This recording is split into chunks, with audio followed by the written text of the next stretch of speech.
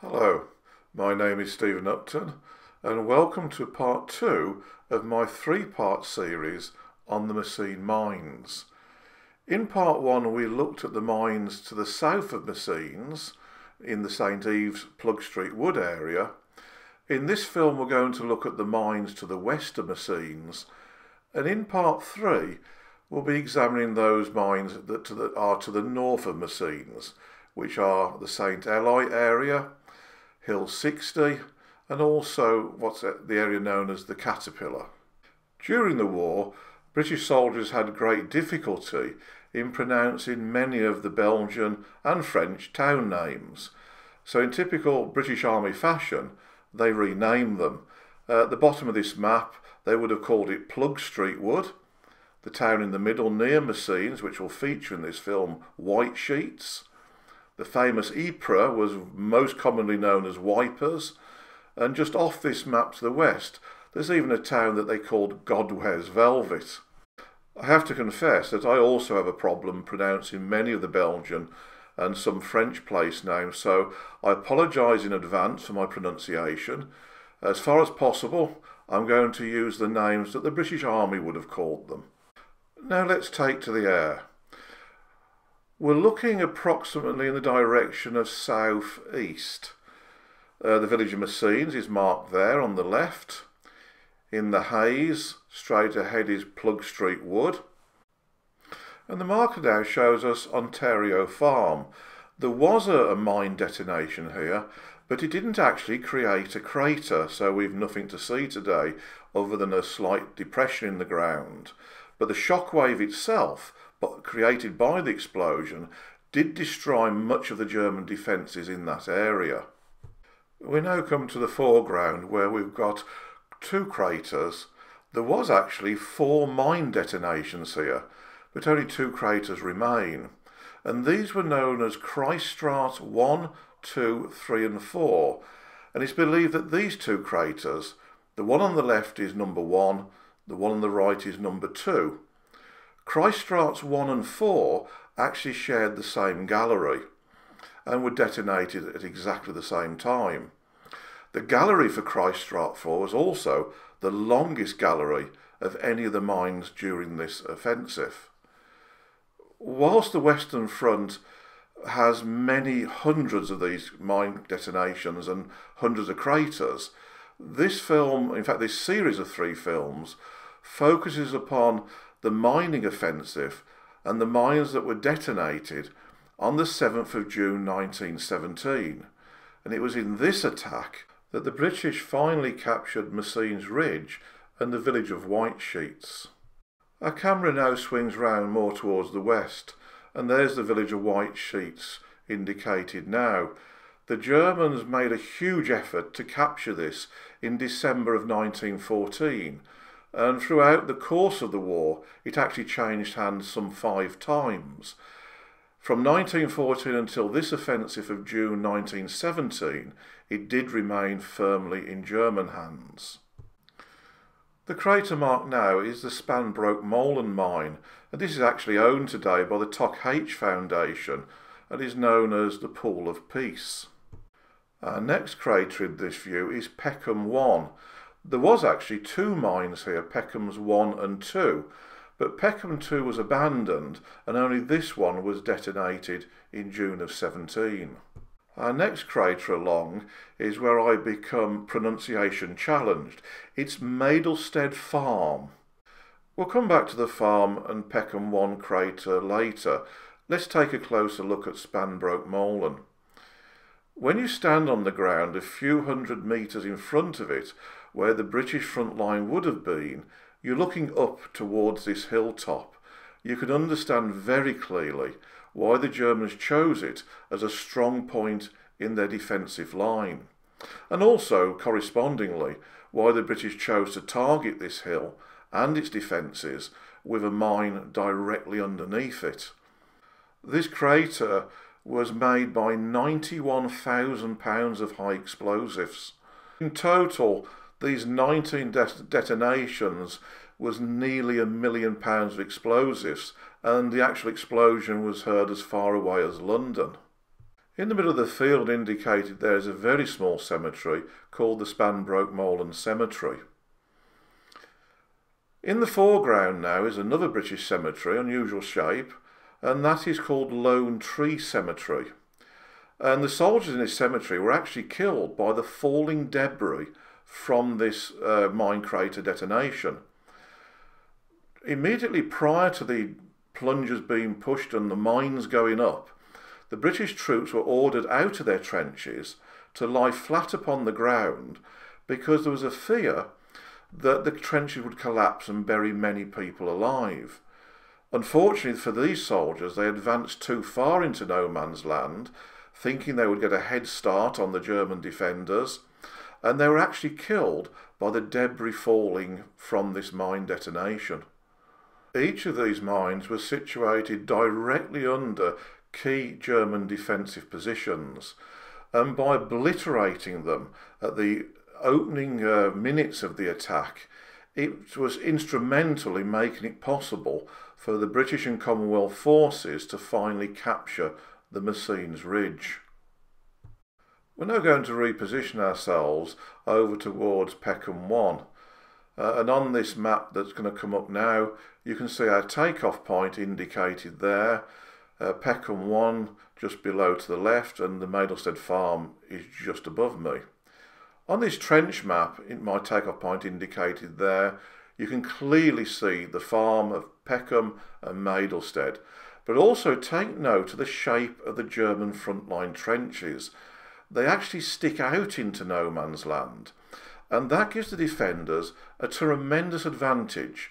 Their machine guns would have been sighted to fire not across, but sideways along no man's land, and that made an impenetrable barrier of machine gun bullets. Any advancing infantry would stand absolutely no chance of getting through it. This is Peckham 1 crater. The British would have been advancing from the left towards it. Originally there would have been a farm here. The new farm has been sighted to one side, I think for obvious reasons. We're now looking back towards Spanbroek Molen there, and Peckham 1 in the foreground. The British would have been over to the right, and both of these two craters are on slightly higher ground, so the British would have been attacking uphill.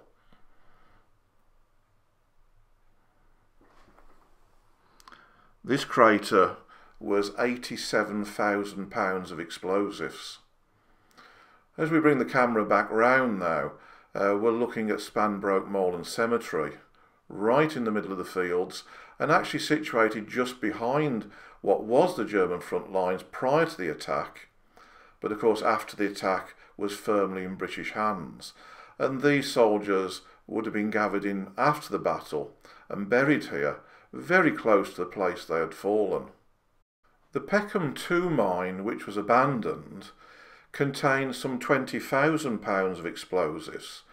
And when they say abandoned, in those days they literally mean that. And those 20,000 pounds of explosives is probably still in the ground today. But that's not unusual. There are many places on the Western Front where tons of explosives are still underground. We've now moved over to the Maidelsted farm, and you can see the farm on the left. Now the original farm was where the crater is now on the right, and that was a German strong point.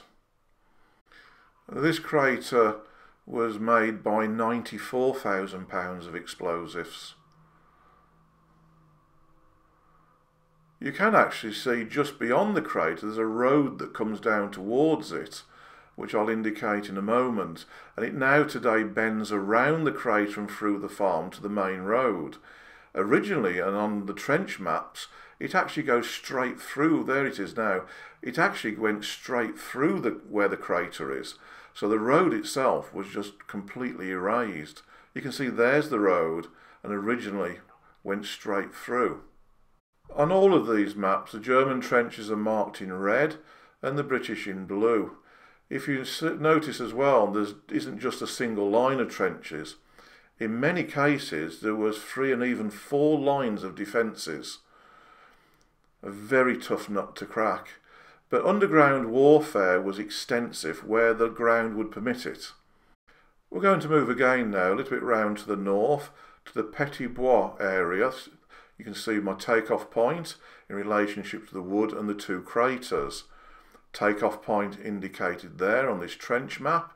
And notice how the German defences protrude right out in front of their own lines. And there is where we've just come from, Peckham. There's the Maelstrom farm, and now the Petit Pois. See how each of those sticks right out in front of the German defensive lines. Each of these craters was made by £30,000 of high explosives. It's impossible actually to know how many of the defenders were killed by these mine detonations.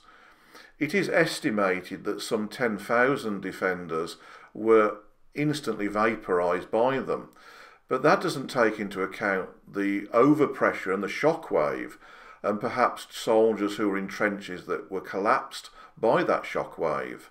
What we do know is that without these mine detonations obliterating the strong points in the German defences, the successful attack at Messines in 1917 could very well have been a very costly disaster. Some of the tunnels for these mines actually took over 18 months to dig, so the planning and preparation for them went on for a considerable length of time.